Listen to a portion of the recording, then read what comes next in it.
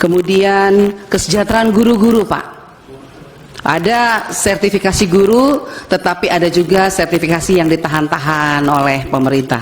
Saya tidak tahu pemerintah pusat atau pemerintah daerah, tapi kayak itu pemerintah daerah. Nah, artinya saya mohon ketika program ini dijalankan, tolong juga pengawasannya ditingkatkan, Pak. Ya, apapun yang Bapak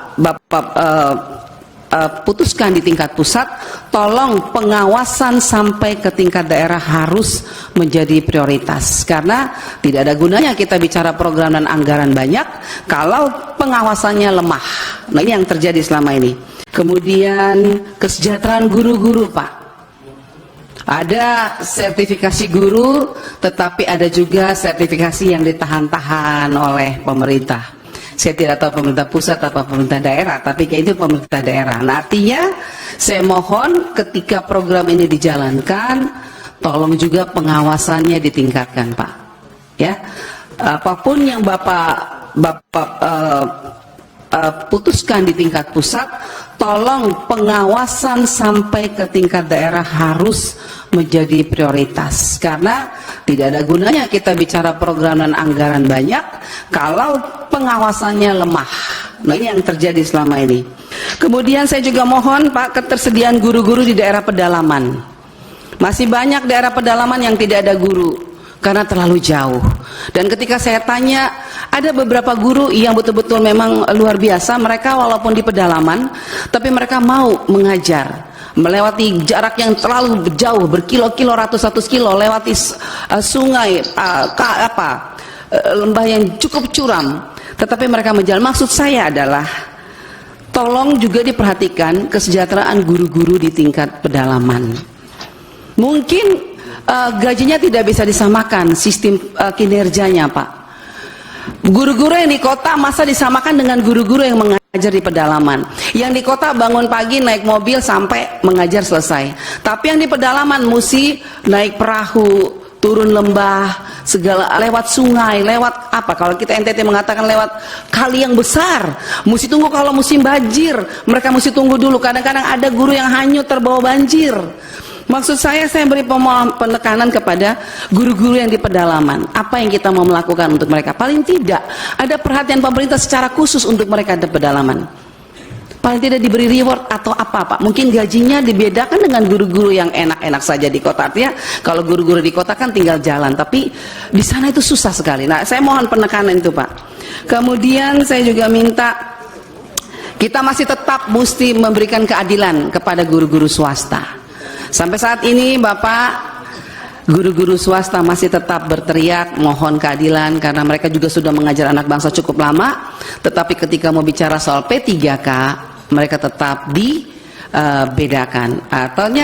Ternyata ketika kita melihat bahwa ada di Permendagri 348.5 bahwa setiap guru-guru yang akan mengikuti P3K mesti mendaftar melalui instansi pemerintah.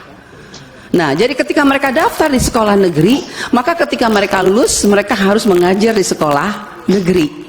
Nah, bagaimana dengan sekolah swasta yang awalnya mereka mengajar di situ, tapi mereka tidak bisa kembali ke sekolah itu? Nah, ini menjadi kekosongan di sekolah-sekolah swasta.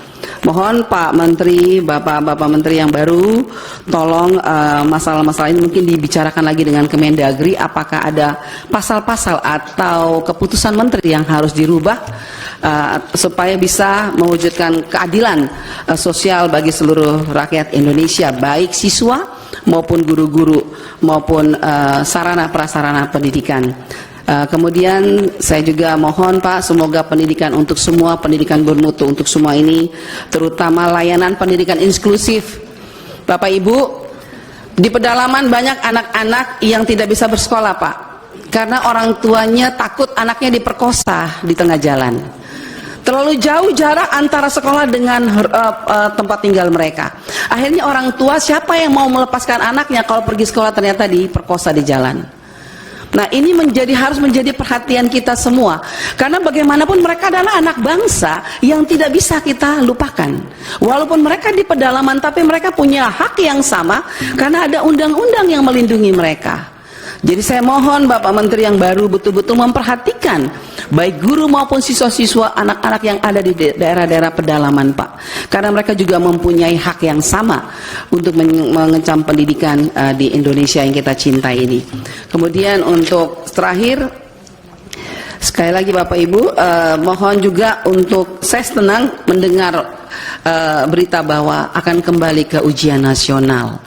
Ya, betul sekali kata saudara saya tadi mengatakan ini jangan terburu-buru, tetapi saya yakin pasti Pak Menteri bisa memberikan keputusan yang terbaik, karena memang kenyataannya sekarang banyak anak SMP, SMA lulus tetapi tidak tahu membaca. Literasinya jelek sekali. Nah, ternyata saya tanya, kenapa ya?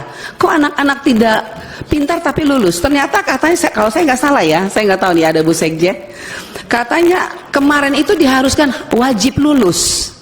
Apakah itu benar?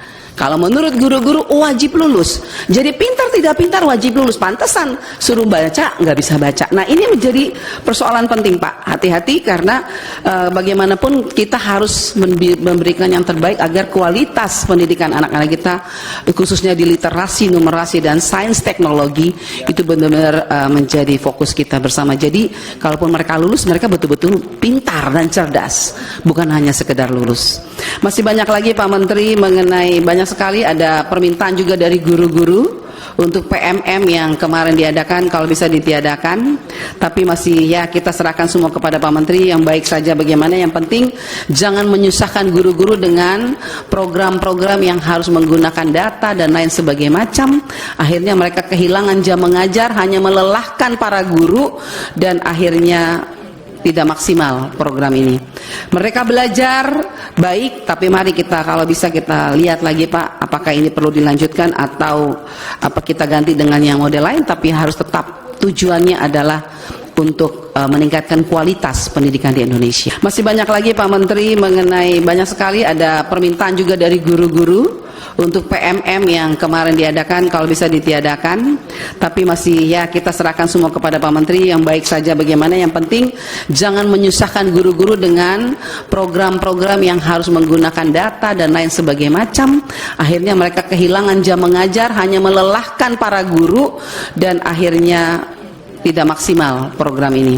Mereka belajar baik, tapi mari kita, kalau bisa kita lihat lagi Pak, apakah ini perlu dilanjutkan atau apa kita ganti dengan yang model lain, tapi harus tetap tujuannya adalah untuk meningkatkan kualitas pendidikan di Indonesia. Kemudian kesejahteraan guru-guru Pak. Ada sertifikasi guru, tetapi ada juga sertifikasi yang ditahan-tahan oleh pemerintah. Saya tidak tahu pemerintah pusat atau pemerintah daerah, tapi kayak itu pemerintah daerah. Nah, artinya saya mohon ketika program ini dijalankan, tolong juga pengawasannya ditingkatkan Pak. Ya, apapun yang Bapak putuskan di tingkat pusat, tolong pengawasan sampai ke tingkat daerah harus menjadi prioritas.